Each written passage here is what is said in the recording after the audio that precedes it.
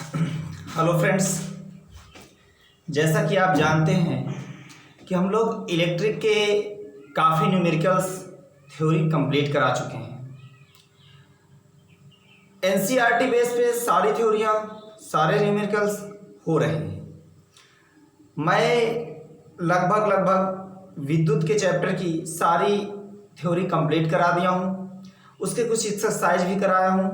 बाकी न्यूमेरिकल्स के rules, calculation करने का बेस्ट तरीका और कुछ न्यूमेरिकल्स करवा चुका हूँ, जिससे आज हम लेके आए हैं आपके लिए एक बहुत अच्छे से क्वेश्चन, जिनको बार बार एग्जामों में पूछा जाता है।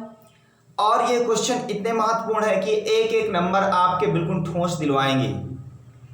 तो ये क्वेश्चन है, मैं क्वेश्चन पेपर आपको दिखा रहा हूं, इनको पहले नोट कर लीजिएगा।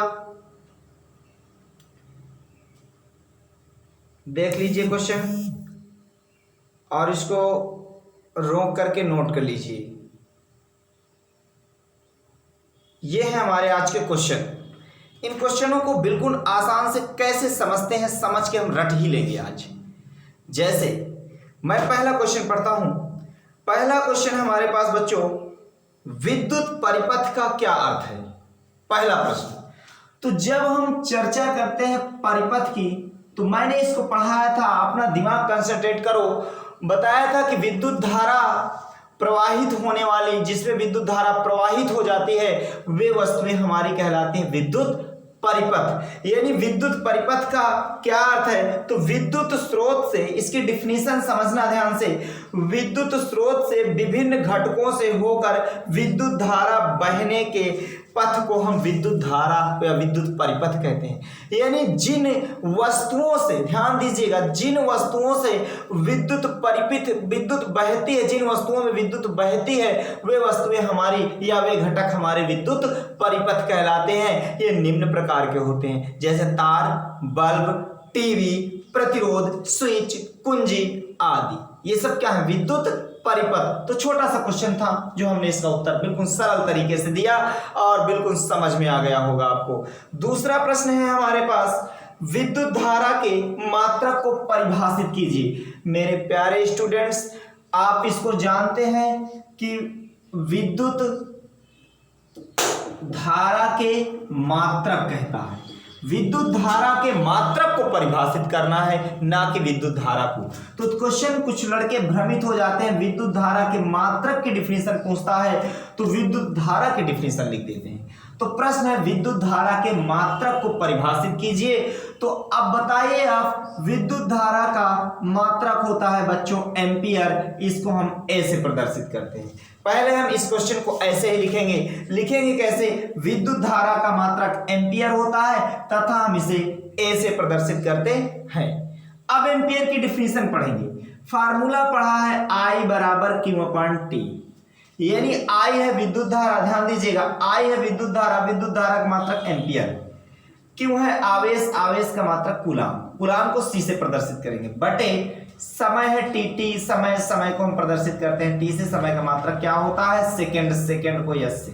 ठीक, तो बिल्कुल सिंपल से मेथड से हम इसकी डिफिनीशन को याद करेंगे, फार्मूले से। देखिए, रटना नहीं है, समझना। देखिए कैसे लिखे। जब किसी चालक ने एक सेकंड धारा प्रवाहित करने में 1 कूलाम आवेश प्रवाहित हो, तो उसमें 1 एम्पियर धारा प्रवाहित होगी। बिल्कुल सिंपल सी क्वेश्चन है। जैसे 1 एम्पियर बराबर 1 कूलाम बटे 1 सेकंड। कैसे? यदि किसी चालक में 1 सेकंड धारा, कितने सेकंड? 1 सेकंड धारा प्रवाहित करने में आवेश 1 कूलाम प्रवाहित हो, तो उसमें 1 एम्पियर की धारा प्रवाहित होगी। बिल्कुल सिंपल सा क्वेश्चन है, समझ गए आप लोग। तो अगले क्वेश्चन की ओर हम चलते हैं। तीसरा क्वेश्चन है बच्चों, बिल्कुल सुंदर सा प्रश्न है, सुनकर शायद आप समझ जाएं कि क्वेश्चन बिल्कुल सिंपल सा है, इसको कैसे सॉल्व करें चुटकियों में। कैसे? 1 कूलाम आवेश की रचना करने वाले इलेक्ट्रॉनों की संख्या परिकलित कीजिए। देखिए, प्रश्न को थोड़ा समझना है फिर हल करना है। 1 कूलाम आवेश की रचना करने वाले, 1 कूलाम यानी 1 कूलाम ठीक, एक कूलाम आवेश की रचना करने वाले इलेक्ट्रॉनों की संख्या ज्ञात करना है बच्चों। तो आपको पता है फार्मूला Q बराबर ANE, हमें n का मान निकालना है बच्चों। तो इधर गुणे में इधर किस में आएगा, भाग में, तो Q अपान E बराबर n हो जाएगा। इस फार्मूले से निकालते हैं, चलिए सॉल्व करते हैं। यानी n बराबर देखिए Q है, Q कहता है Q का मान 1 कूलाम कहा है बच्चों, यहां ध्यान समझना, 1 कूलाम कहा है तो Q के स्थान पर क्या लिखेंगे, 1 बटे, आपको पता है कि 1 कूलाम आवेश पर इलेक्ट्रॉन पर आवेश होता है 1.6 गुणे 10 की पावर -19 होता है बच्चों। तो अब हम क्या करेंगे, n बराबर, अब ध्यान से समझना थोड़ा से, अब हम दशमलव हटाएंगे तो ऊपर भी 10 का गुणा करेंगे और नीचे भी 10 का गुणा करेंगे, ये जीरो इस दशमलव को हटा देगा, 10 एक कम हो जाएगा बच्चों, 10 बटे 16 गुणे 10 की पावर, देखो ये -19 है, ऊपर जाएगा तो मैंने बताया हूं ये प्लस में हो जाएगा बच्चों। अब हम इसे लिख सकते हैं कैसे, ध्यान से इस चीज को समझना। n बराबर देखिए यहाँ पर 16 है, काट लो, 2 अठे 16, 2 पंचे 10, ठीक है, भाग दे लीजिए 8 में 5 का, तो भाग नहीं जाता, दशमलव बढ़ा लो 0, 8 पंच 40, 8 छंग 48 हो जाएगा, 2 आएगा, भाग नहीं जाता 0, 8 दून 16, तो ये हो जाएगा 4, 8 पंच 40, तो आप कैंसिल हो गया, या नहीं आया, 0.625 गुणे 10 की पावर 19 इलेक्ट्रॉन प्रवाहित होंगे। समझ में आ गया, कितना छोटा सा क्वेश्चन है, सिंपल सा क्वेश्चन था, नोट करते चलिए इनको। चलिए अगले क्वेश्चन की ओर आते हैं, चौथा क्वेश्चन है, बिल्कुल प्यारा सा प्रश्न है मेरे बच्चों। इन क्वेश्चनों को आपको बिल्कुल गांठ बांध कर रगड़ लेना है, रट लेना है, समझ लेना है। कैसे हम इनको समझेंगे, रटना नहीं है, सीख लेना है बिल्कुल से। चौथा क्वेश्चन है, उस युक्ति का नाम लिखिए जो किसी चालक के सिरों पर विभवांतर बनाए रखने में सहायता करती है। समझना ध्यान से, प्रश्न को फिर से मैं पढ़ता हूं। उस युक्ति का नाम लिखिए जो किसी चालक के सिरों पर विभवांतर बनाए रखने में सहायता करती है। इसका आंसर है मेरे प्यारे बच्चों, नोट कर लीजिए, विद्युत सेल बैटरी विभवांतर बनाए रखने में सहायक होती है। विद्युत सेल बैटरी विभवांतर बनाए रखने में सहायता करते हैं या सहायक होती है। तो ये क्वेश्चन लिख गया होगा आपका। अगला क्वेश्चन देखते हैं, बिल्कुल सुंदर सा क्वेश्चन है। यह कहने का क्या तात्पर्य है, प्रश्न समझना, यह कहने का क्या तात्पर्य है कि दो बिंदुओं के बीच विभवांतर 1 वोल्ट है। बताइए क्वेश्चन, थोड़ा से दिमाग लगाओ। मैंने क्या कहा, यह कहने का क्या तात्पर्य है कि दो बिंदुओं के बीच विभवांतर 1 वोल्ट है। तो तुम्हें पता है V बराबर बच्चों सूत्र होता है W/Q होता है। तो हम प्रश्न लिखेंगे, प्रश्न का आंसर लिखेंगे, इसका अर्थ है कि एक बिंदु से दूसरे बिंदु तक 1 कूलाम, ध्यान से क्वेश्चन समझ लो थोड़ा से, फार्मूला होता है V बराबर W/Q, पढ़ाया गया है आपको। अगर नहीं पढ़े हो तो मेरी वीडियो पे जाकर के प्लेलिस्ट पे विभव की डिफिनीशन समझ लीजिए तो समझ में आ जाएगा। तो यह कहने का तात्पर्य है कि एक बिंदु से दूसरे बिंदु तक 1 कूलाम आवेश को ले जाने में 1 जूल कार्य करना पड़े, तो जब 1 जूल कार्य करना पड़ेगा तो उसमें 1 कूलाम आवेश ले 1 जूल कार्य करना पड़े तो उसमें 1 वोल्ट का विभवांतर उत्पन्न होगा। क्या मैंने कहा, एक सिरे से 1 कूलाम आवेश को ले जाने में 1 जूल कार्य करना पड़े तो उसमें 1 वोल्ट का विभव उत्पन्न होगा। ठीक है, चलिए अगला क्वेश्चन चलते हैं, छठवें क्वेश्चन की ओर आते हैं। बहुत इंपॉर्टेंट क्वेश्चन है, इनको बच्चों जरूर समझना। छठवां क्वेश्चन है, 6 वोल्ट की बैटरी से गुजरने वाले, क्या कहा, 6 वोल्ट दे दिया, यानी V बराबर 6 वोल्ट की बैटरी से गुजरने वाले हर 1 कूलाम आवेश को कितनी ऊर्जा दी जाती है। हर एक कूलाम समझिए थोड़ा से प्रश्न को, हर 1 कूलाम यानी Q बराबर दिया है 1 कूलाम, 1 कूलाम आवेश देने में कितनी ऊर्जा दी जाती है, यानी W पूछ लिया तो तुम्हें पता है फार्मूला बच्चों, v बराबर होता है w बटे क्यू, या w का फार्मूला निकालना तो क्यों इधर भाग में, इधर किस में आएगा, गुणे में, तो w बराबर v क्यू, तो w बराबर हो जाएगा v का मान रख दो 6 गुणे क्यू का मान 1, यानी 6 जूल ऊर्जा लगेगी।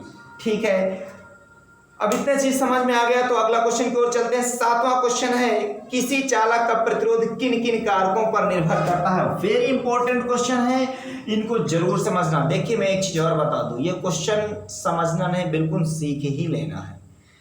तो कहा है किसी चालक का प्रतिरोध किन किन कारकों पर निर्भर करता है, इसका आंसर लिख लीजिए। किसी चालक का प्रतिरोध निम्न कारकों पर निर्भर करता है।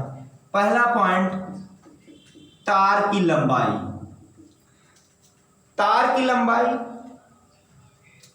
तार की लंबाई यानी किसी चालक का जो प्रतिरोध होगा वह तार की लंबाई के समानुपाती होगा, यानी लंबाई बढ़ाएंगे तो प्रतिरोध बढ़ेगा। यह पॉइंट याद रखना, किसी तार की लंबाई को अगर हम बढ़ाएंगे तो प्रतिरोध बढ़ेगा, लंबाई को घटाएंगे तो प्रतिरोध घटेगा, यानी तार की लंबाई बढ़ाएंगे तो प्रतिरोध बढ़ जाएगा, तार की लंबाई घटाएंगे तो प्रतिरोध घट जाएगा।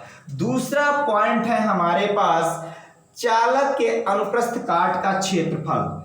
चालक के अनुप्रस्थ काट का क्षेत्रफल यानी R प्रोपोर्शनल टू 1/a, ये पॉइंट याद रखना। दूसरा है, यानी क्षेत्रफल बढ़ाने पर प्रतिरोध घटता है, क्षेत्रफल बढ़ाने पर प्रतिरोध बढ़ जाता है, ये पॉइंट याद रखना। तीसरा पॉइंट है हमारे पास, नोट करते चलना, किसी चालक का प्रतिरोध उस चालक के पदार्थ की प्रकृति पर निर्भर करता है, नेचर पर निर्भर करता है, याद रखना इस चीज को। उस किसी चालक का प्रतिरोध उस जो है चालक का प्रतिरोध उसके अनुप्रस्थ यानी पदार्थ की प्रकृति पर निर्भर करता है कि उसकी प्रकृति कैसी है।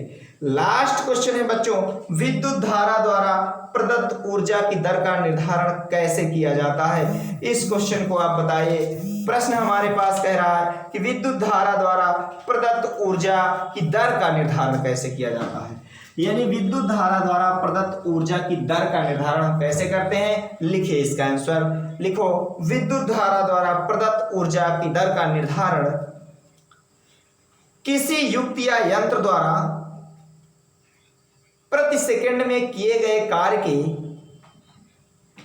आकलन में किया जाता है, यानी इसका फार्मूला होता है ऊर्जा की दर बराबर किया गया कार्य बटे कुल आवेश, या यहां पर लिख सकते हैं लिया गया आवेश। ये फार्मूला याद रखना, ऊर्जा की दर बराबर होता किया गया कार्य बटे लिया गया आवेश। थैंक यू बच्चों। तो इन क्वेश्चनों को आप पढ़िए, समझिए, सीखिए। कोई डाउट्स हो तो उसको मुझे बताइए, बाकी इसको शेयर करो, हमारे चैनल को थोड़ा सब्सक्राइब करवाइए बच्चों से, ताकि गरीब बच्चे भी शिक्षा का अच्छा लाभ उठा सकें। और एक चीज मैं बता दूं आपको, अगर आप संघर्ष नहीं करोगे जीवन में तो सफलता नहीं मिलेगी, नहीं मिलेगी, ये आप मेरी बात मान लीजिए। थैंक यू बच्चों। इन क्वेश्चन को कंप्लीट करो। अगले वीडियो में मैं MCQ क्वेश्चन करवाऊंगा, ऑब्जेक्टिव क्वेश्चन होंगे, तो उसके लिए आप तैयार रहिएगा, ताकि चैप्टर अच्छे से कंप्लीट कर लो, ताकि ऑब्जेक्टिव क्वेश्चन तुरंत कर लो। Thank you.